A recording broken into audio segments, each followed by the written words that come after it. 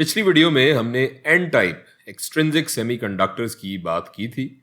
इस वीडियो में हम पी टाइप सेमीकंडक्टर्स की एक्सट्रिंसिक सेमीकंडक्टर्स की बात करेंगे। पीरियोडिक टेबल से ही शुरू करते हैं और अब की बार हम ग्रुप 13 के अनासिर को शामिल करेंगे पी टाइप एक्सट्रिंसिक सेमीकंडक्टर बनाने के लिए। सो हम बोरॉन को शामिल करते हैं। बोरॉन में 5 फ्री इलेक्ट्रॉन्स होते हैं। हमारे सिलिकॉन में 4 वैलेंस इलेक्ट्रॉन्स होते हैं और बोरॉन में 3 वैलेंस इलेक्ट्रॉन्स होते हैं। अब इन दोनों के 3 इलेक्ट्रॉन्स तो आपस में कोवेलेंट बॉन्ड्स बना लेंगे और यहाँ सिलिकॉन के साथ एक इलेक्ट्रॉन की जगह आप इस क्रिस्टल में देख सकते हैं खाली रह जाएगी। अब हम इस मटेरियल के एनर्जी बैंड पे आ जाते हैं। ये इंट्रिंसिक सिलिकॉन का एनर्जी बैंड डायग्राम है जिसमें हम जानते हैं कि कम दर्जा हरारत पर या 0 केल्विन पर समझ लें इसका वैलेंस बैंड भरा हुआ होगा, फिल्ड होगा इलेक्ट्रॉन से। अब जो बोरॉन हमने इसमें शामिल किया है इसकी वजह से यहाँ इस वैलेंस बैंड के बिल्कुल ऊपर, इसके बिल्कुल करीब इस बोरॉन का एक एनर्जी लेवल आ जाएगा। और अब हमारे पास इस पहले से मौजूद कंडक्शन बैंड के अलावा इससे काफ़ी नीचे भी एक एनर्जी लेवल मौजूद है जिसमें इलेक्ट्रॉन्स रह सकते हैं। ये जो बोरॉन का एक नया एनर्जी लेवल ऐड हुआ है।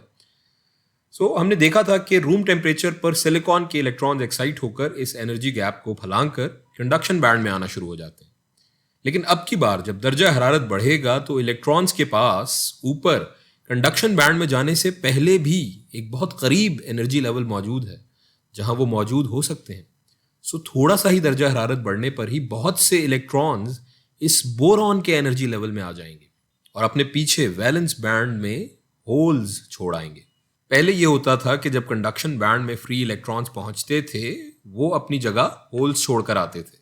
लेकिन अब कंडक्शन बैंड में फ्री इलेक्ट्रॉन्स के मौजूद होने से पहले ही वैलेंस बैंड में बहुत से होल्स पैदा हो गए हैं और यहाँ हमारे पास फ्री इलेक्ट्रॉन्स और होल्स की तादाद अब बराबर नहीं रहेगी, बल्कि होल्स की तादाद इलेक्ट्रॉन्स के मुकाबले में बहुत बढ़ जाएगी। इस तरह अब हमारे पास मस्बत या पॉजिटिवली चार्ज्ड होल्स की तादाद ज़्यादा होने की वजह से इस मटेरियल को हम P type, positive P type extrinsic semiconductor कहेंगे। और यहाँ पर number of holes NH is going to be greater than NE, number of electrons. Number of holes electrons के मुकाबले में बहुत ज़्यादा होंगे।